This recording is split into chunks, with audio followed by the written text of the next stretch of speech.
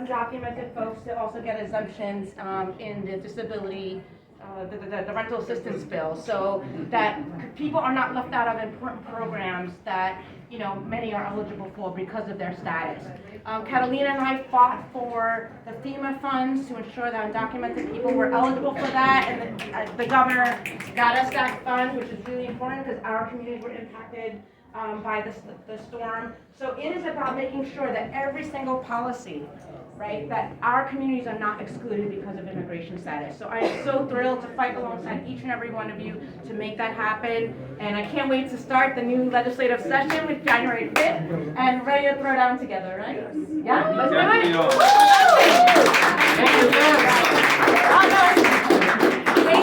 JGR. That's it. No more spelling it And out. my great grandmother was serious, so we have some I know.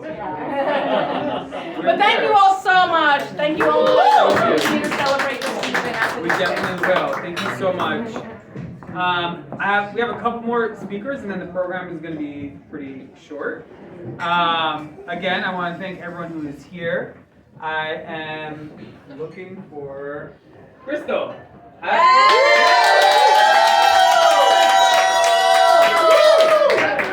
Crystal is an advocate, someone who has been no stranger to our community, and someone who has really worked to ensure that our community's voices have been heard in different levels of government. And we're excited to have you become council member. So, without further ado. Thank you, Murad.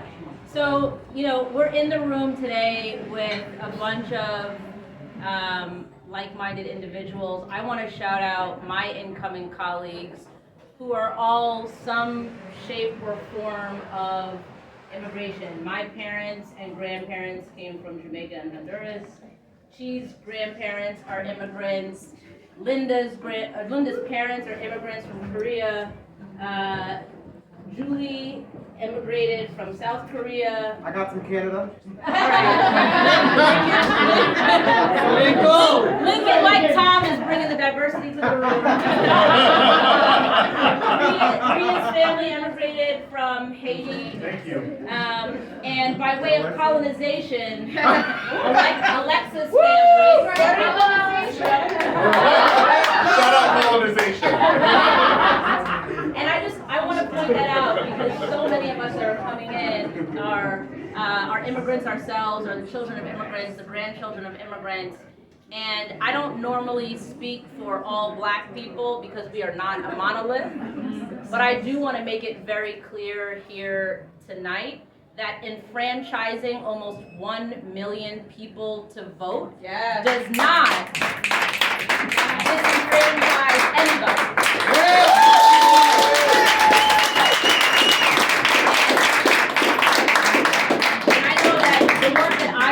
During my campaign, well, before my campaign, actually, through the mutual aid organization that I created, like almost 100% of the people we were providing food for on a weekly basis were undocumented black immigrants from the Caribbean.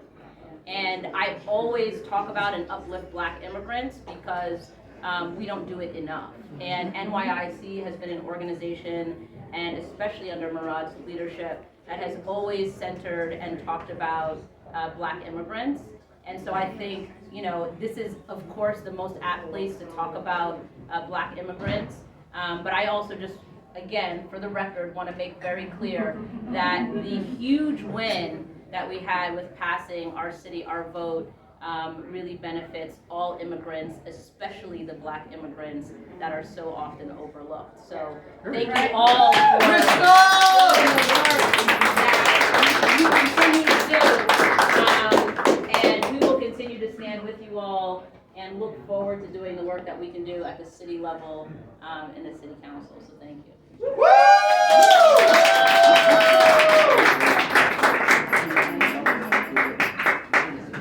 Next up is going to be an NYC family member, NYC Action family member, someone who was formerly, oh, you get,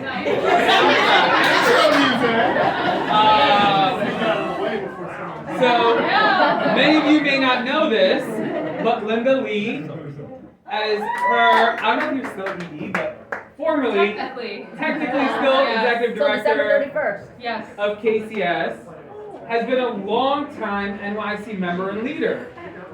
And when it came time for her to run, she asked NYC Action, like, what should I do? And we're like, you need to run.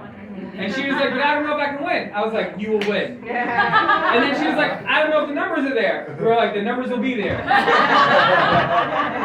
And she is everything we want in our elected officials. She is someone who really holds her community at heart. She is someone who really has given her life to public service. And someone who, if we're ever in a bind, look to her wisdom to help us get out of it. And someone who's always been there for our community. So I want you all to join me in welcoming her up to the mic, the imaginary one, to say a few words.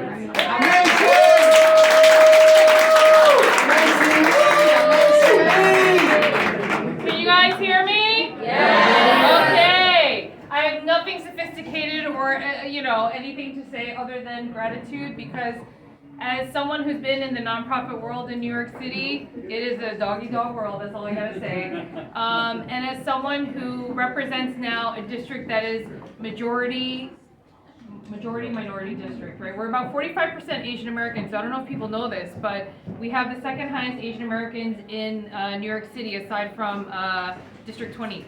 And so for me, all the work that I've done through New York Immigration Coalition, as well as in the community, language access, fighting for the marginalized, and we saw it during COVID. If you don't speak English, if you don't know how to use the internet, you are automatically left out. And so we were meeting with people day in and day out, helping them fight for PPP, PPE, unemployment benefits, and it is not an easy task to sit there one-on-one and really listen to people. And for me personally, mental health is a big thing. So it took me 4 years at the state, but we finally were the only Korean nonprofit organization in New York State to have an outpatient mental health clinic. And that is important. So we need to make sure that we're bringing services to the community in their language, in their culture, and I'm definitely going to be fighting for more services in our district for the South Asian, halal, kosher, Asian meals, whatever it is we need to fight for, because our city really needs it, our communities depend on it. And I still remember New York Immigration Coalition when Chung Hwa was there, and when Steve Choi was there, and these folks are pioneers in their own right, and they have been fighting. Huh? Yeah, better. No, and we said to them for the longest time, like, you guys need to create a C4, right? To allow you guys to be able to do the things that you need to on a political aspect. I remember taking buses down back in the day, more than 10 years ago, fighting for redistricting, immigration reform in DC, right? So these are all battles that we've been fighting alongside each other in the community. And it actually makes me really, really sad to leave on the nonprofit side of things, but just know that you have friends now in the council that are gonna fight even more and even harder for you. But just give us a little bit of time before you like rah in front of City Hall. Right? No, because I remember being on City Hall steps, and we need to continue that advocacy.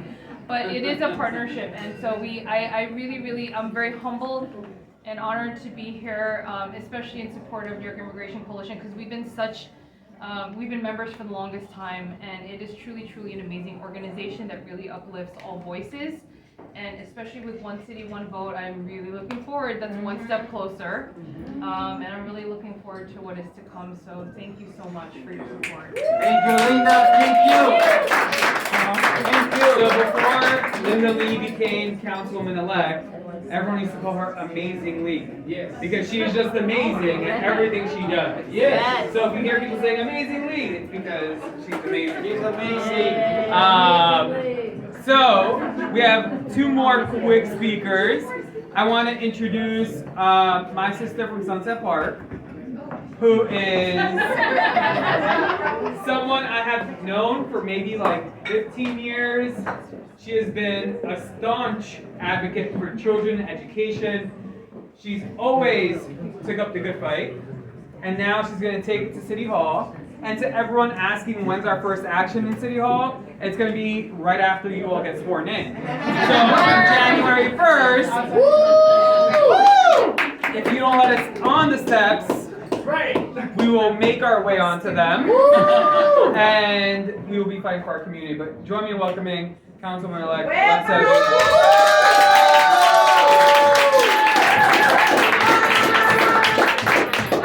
I don't know how many of you heard me say, "Oh shit, I'm next." Anyway, I just a lot of love for the New York Immigration Coalition. I mean, you know, obviously all the testimony of how they get down in this city and how important they are to the city, to the communities in all 5 boroughs. But the truth of the matter is, the New York Immigration Coalition is critical throughout the state, right? Because we know our people are all over upstate. We need to organize, we need to build, we need to make sure that upstate is in the mix and they're not pulling any shenanigans for our people downstate and vice versa. So just please continue your support for the New York Immigration Coalition. Tell your peeps that they need to give us money because we need stuff, we need staff. This is all human resources, right? Organizing is people. So give money, donate here. And I just want to say, you know, from Sunset Park and Red Hook, right, we are a community of immigrants. From everything from how New York Immigration has helped families get ID so they can get into school buildings, has helped families with translation and interpretation, all the way to the national immigration fight. This organization is on the front line. So yes, I'm an ally, and yes, we got the fight outside and the fight inside because my new colleagues are kicking ass. I'm so proud and honored to serve with them. I learned every single day that we're together, and we are looking forward to it. We're going to have a hard time next year, but we are here and we will not give up. So much love to everybody, and thank you, New York Immigration Coalition. Donate! Donate! Donate! Donate! If you heard the message, it's donate. All right, our last speaker for tonight is someone who's no stranger to anyone in this room. He's worked with all of us in different capacities, and tonight he's coming to us as the Deputy Secretary of Intergovernmental Affairs. Join me in welcoming our brother Ahmed Baga.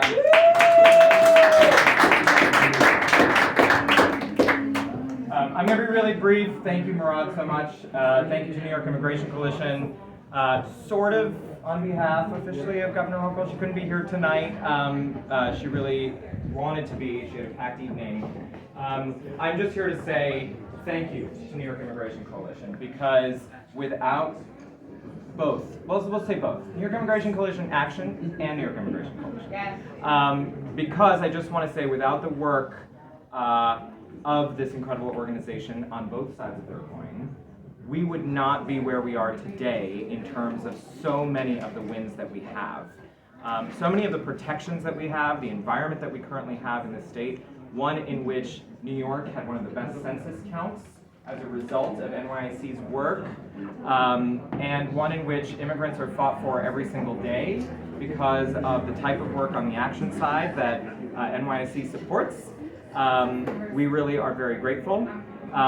Just on behalf of Governor Hochul, we're here and we are committed to working with New York City's immigrant and the entire state's immigrant communities.